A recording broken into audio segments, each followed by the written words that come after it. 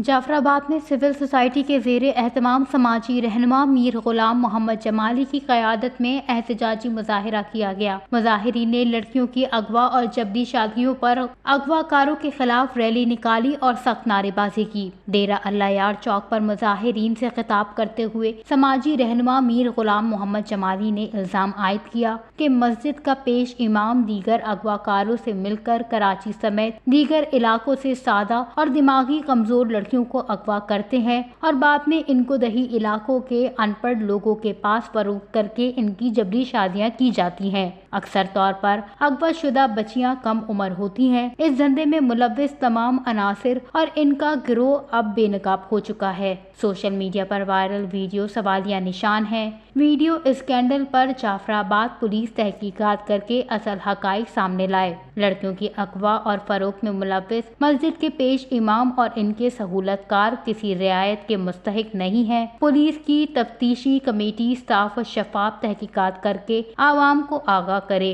मुजाहिरीन ने मुतालबा किया है कि घिनौने धंधे में मुलव्विस अनासिर और इनके सहूलतकारों को इबरतनाक सजा दी जाए ताकि आइंदा ऐसे इकदामात की हिम्मत किसी बदउनवान अनासिर को न हो सके। वश न्यूज़, जाफराबाद, बलूचिस्तान।